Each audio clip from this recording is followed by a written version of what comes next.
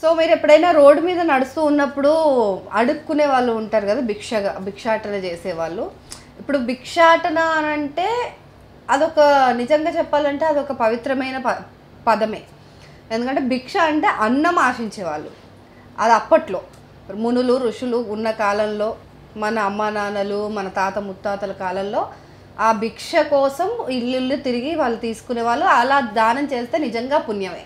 కానీ కొంతమంది ఉంటారు రోడ్ల మీద మనం వెళ్తుంటే ఎంత బిజీ పనిలో ఉన్నా సరే, మనం ఫోన్ మాట్లాడుతున్నా సరే వదలరు. వాళ్ళని ఏమనాలి అసలు? అది భిక్షాటన ఎలా అవుద్ది? అది దౌర్జన్యం కదా. సో దౌర్జన్యంగా వీళ్ళు అన్ని కాళ్ళు ముక్కు చేతులు అన్నీ బాగుంటాయి, కానీ వాళ్ళు వెళ్ళి అడుక్కుంటూ ఉంటారనమాట. సో ఇలా అడుక్కోవడం అనేది దౌర్జన్యం కిందకు వస్తుంది. పైగా ఇది ఒక మాఫియా లాగా తయారైపోయింది. సో హైదరాబాద్ వంటి మహానగరాల్లో ఇదొక దౌర్భాగ్యం అని చెప్పాలి. సో ఎవరెవరో మన దేశానికి ఇంతమంది ప్రధానమంత్రులు ముఖ్యమంత్రులు ఇంతమంది వస్తున్నారు, కానీ ఈ ఒక్కదాన్ని మాత్రం ఎరాడికేట్ చేయలేకపోతున్నారు. సో ఈ భిక్షాటన చేసే వాళ్ళని మనం చూస్తే అంటే చాలామంది డబ్బులు ఇచ్చేస్తారు పాపం, అయ్యో పాపం అని చెప్పి. ఇప్పుడు కొంతమందికి అవగాహన వస్తుంది, అదొక టైప్ ఆఫ్ మాఫియా నడుస్తుంది, సో వాళ్ళకి డబ్బులు ఇవ్వకపోతేనే అది పోతుందని చెప్పి. సో రీసెంట్గా నేను హిమాయత్ నగర్ సర్కిల్ దగ్గర ఒక భిక్ష అంటే అదే ఇలా అడుక్కుంటూ ఉన్న వాళ్ళని అడిగాను అనమాట. ఏంటమ్మా నీ చెవులకు బంగారు కమ్మలు ఉన్నాయి, నువ్వు డబ్బులు అడుక్కుంటున్నావు ఎందుకు సిగ్నల్స్ దగ్గర అనేసి అడిగితే ఆవిడ ఏం చెప్పిందంటే, నేను ఊర్లో నాకు కొడుకులందరూ సెటిల్ అయిపోయారు, మమ్మల్ని పట్టించుకుంటలేరమ్మా. సో నేను అక్కడ అడుక్కొని నేను మా కొడుకు కట్టిన ఇంటికి ఆ లోన్ అప్పు తీర్చాలి, అప్పులైపోయినాం మేము అని అంటే. మనిషి చూడండి, పనులు ఎన్నో ఉన్నాయి, ఎన్నో పనులు ఉన్నా సరే ఇలా అడుక్కుంటేనే మన పూట గడుస్తుంది, అడుక్కుంటే ఈజీగా మనొచ్చేస్తుంది అన్న ఒక సింపతి, ఒక టైప్ ఆఫ్ ఆ మైండ్ సెట్ అనేది మన దేశంలో ఎప్పుడు మారుతుందా అని చూస్తున్నాను నేను. సో ఇప్పుడు నాకు ఇప్పుడు జస్ట్ ఒక కాల్ వచ్చింది. అంటే ఇన్ని రోజులు రోడ్ల పైన అడుక్కోవడం ఇవన్నీ పక్కన పెడదాం, ఇప్పుడు ఫోన్లలో కూడా అడుక్కోవడం స్టార్ట్ అయిపోయింది. సో ఇప్పుడు ఎవరో అనాథ శరణాలయం నుంచి ఫోన్ చేస్తున్నాం మేము, మాకు కొంచెం 65 రూపాయలు వేయమని చెప్పి ఒక ఆవిడ కాల్ చేసింది. నాకేం అర్థం కాక ఫోన్ పెట్టేశాను, కానీ దీనిపైన వీడియో రికార్డ్ చేయాలి అని చెప్పి ఇప్పుడైతే రికార్డ్ చేస్తున్నా. మేబీ వాళ్ళు కాల్ ఎత్తుతారో లేదా తెలీదు, ఓసారి అయితే ట్రై చేద్దాం. చేస్తే మరి కాల్ బిజీ, ఇదే పని ఇంకా ఫోన్లు చేసి అడుక్కుంటూ ఉండడం. సో మళ్ళీ ట్రై చేద్దాం. బట్ ఏంటంటే ఇలా చేయడం వల్ల ఏమొస్తుంది? పాపం 65 రూపాయలే కదా, 10 రూపాయలే కదా అని చెప్పి మనం ఫ్రీగా వేసేస్తూ ఉంటాం. ఆ 10 రూపాయలతో ఇల్లులు కట్టుకున్న వాళ్ళు చాలామంది ఉంటారు, ఆ రూపాయితో కోట్లు సంపాదించిన వాళ్ళు ఉన్నారు, లక్షలు కూడబెడుతున్నారు అని చెప్పి ప్రాక్టికల్గా కొంతమంది రీసెర్చ్లు చేసి కూడా చూపించారు. అంటే అడుక్కునేవాడు బిల్డింగ్ 3 అంతస్తుల బిల్డింగ్లో ఉంటున్నాడు అని చెప్పి. సో ఇంకో సిగ్నల్ దగ్గర ఇలాగే అంటే 4 ఫ్యామిలీస్ ఆయనకి ఏవో ఉన్నాయి, ఆ ఫ్యామిలీస్ అక్కడి నుంచి ఎక్కడి నుంచో మేడ్చల్ నుంచి వచ్చి జూబ్లీ హిల్స్ చెక్ పోస్ట్ దగ్గర అడుక్కుంటారనమాట. సో ఇదనే అంటే చిన్న సమస్యగానే కనిపిస్తుంది, ఎవరికి ఏం ప్రాబ్లం లేదు, అక్కడ రోడ్డు మీద ఉంటే మీకేంటి ప్రాబ్లం, వాళ్ళు అడుక్కుంటారు అని చెప్పి అడగొచ్చు. కానీ సో దానివల్ల సమాజం ఎంత దెబ్బతింటుంది అంటే, అలా ఒక మనీ ఈజీగా వస్తాయి అని అనుకుంటే కొంతమంది అంటారు ఇంకా దొంగతనం చేయట్లేదు కదా, అడుక్కొని తింటున్నాం అని చెప్పి రుబాబుగా మాట్లాడతారు అనమాట. సో ఓకే, మీరు అడుక్కొనే తింటున్నారు, కానీ అది మీరు తినట్లేదు, అడుక్కొని డబ్బులు అడుగుతున్నారు. సో డబ్బులు అడగడం అనేది అవసరం లేదు కదా, పని చేస్తే కూడా వచ్చే డబ్బుని మీరు ఒకరి దగ్గర ఎందుకు అడగాలి, మనం ఎందుకు ఇవ్వాలి అసలు అని. సో వాళ్ళే కాల్ చేస్తున్నారు. హలో हेलो చెప్పండి, ఇందాకేమన్నారు? Hello ma'am, you know English ma'am? हाँ, हिंदी आती है आपको? हिंदी, यस मैम, बोलिए.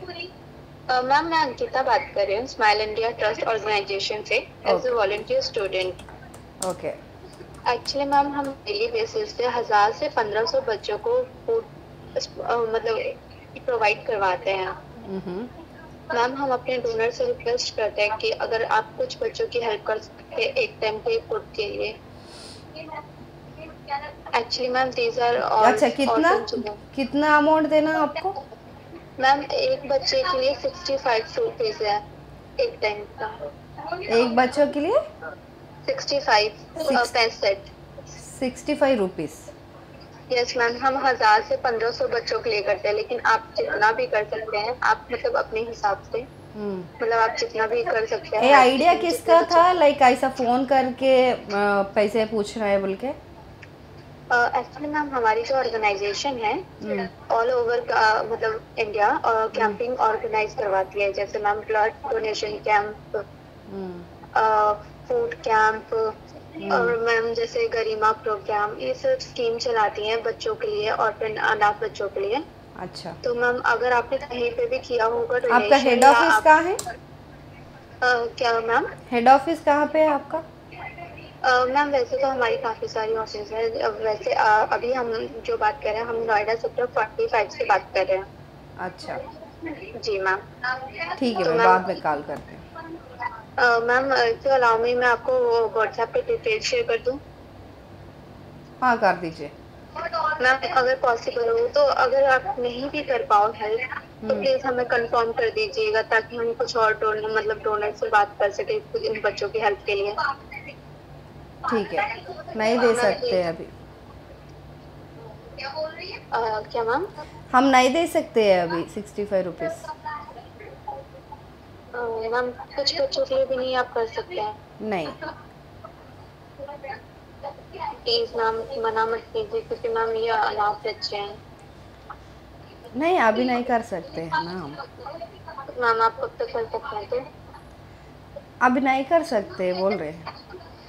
मैम मतलब आप तक कर सकते हैं, ये पूछ रही हूँ मैं। कब तक कर सकते बोलो तो हमें पता नहीं है ना। एक्चुअली मैम हम डेली बेसिस पे करते हैं, तो मतलब हम रोज का ही करते हैं। तो मैम अगर आप जो भी हमें आपको ऐसा कुछ टारगेट रहता है क्या, इतना डेली इतना अमाउंट डोनेशंस मांगना है, पूछना है बोल के? नो मैम, ओनली हम स्पेशल ओकेजन पे ही मांगते हैं अपने डोनर से कि इन बच्चों के लिए हेल्प कीजिए। अच्छा, अभी तो नहीं कर आज सकते हम। मैम अगर मैम पॉसिबल हो तो प्लीज ट्राई कीजिएगा। రైట్ ఇది వరస. సో స్మైల్ ఇండియా ఆర్గనైజేషన్ అని చెప్పి నేను చెక్ చేశాను. సో అదైతే ట్రస్ట్ అయితే ఒకటి ఉంది, బట్ స్టిల్ ఈ ట్రస్ట్లని కూడా ట్రస్ట్ చేసే అవకాశం లేదు. ఎందుకంటే ఇలాంటి ఎన్నో ట్రస్టులు ఇలా అనాథ పిల్లల పైన నిర్వాహకులు బ్రతుకుతున్న ట్రస్టులు కూడా ఉన్నాయి. సో ఎవరికి హెల్ప్ చేస్తున్నాం మనము అనేది చాలా జాగ్రత్తగా తెలుసుకొని నిజంగా అవసరం ఉన్న పిల్లలకి ఇస్తే దట్స్ వెల్ అండ్ గుడ్. కానీ ఈ అనాథ పిల్లల పైన బ్రతకాలి అని చెప్పి ఈ అనాథ శవాల పైన చిల్లర ఏరుకునే వాళ్ళకి డబ్బులు ఇవ్వకండి. అండ్ ఇప్పుడు తనకు నేను లేవు, నా దగ్గర నేను ఇవ్వలేను అని చెప్పేస్తే నార్మల్గా తను నిజంగా ట్రస్ట్ నుంచి ఫోన్ చేస్తే ఓకే మేడం అని చెప్పి పెట్టేయాలి.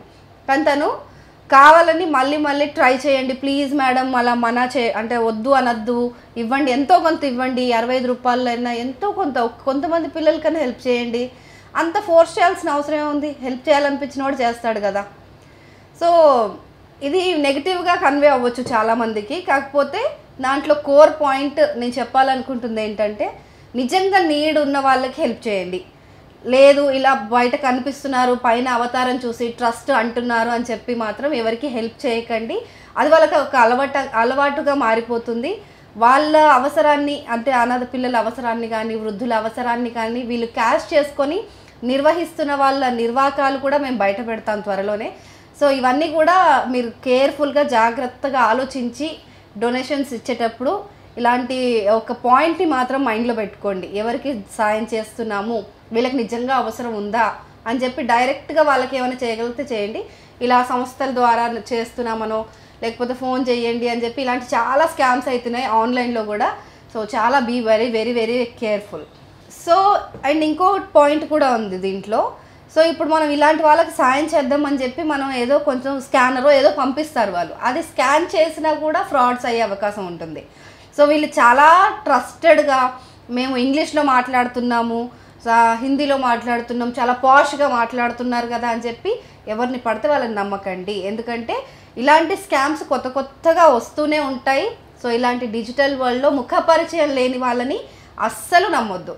సో అది ఎవరైనా సరే ఎంత మంచిగా మాట్లాడినా వాళ్ళు నిజంగా దేవుడు దూత అని చెప్పినా కూడా మీరు నమ్మకండి. ఎందుకంటే సో ఇక్కడంతా ఫ్రాడ్, డిజిటల్ ఫ్రాడ్ అనేది ఇంకా విచ్చలవిడిగా పెరిగిపోతుంది. ఈ సైబర్ నేరగాళ్ళకి అడ్డు అదుపు లేకుండా పోతుందన్నమాట. సో ఎవరు ఏ రూపంలో వచ్చి మన అకౌంట్స్ పైన పడతారో, మన జీవితాలను ఎలా నాశనం చేస్తారో తెలియదు.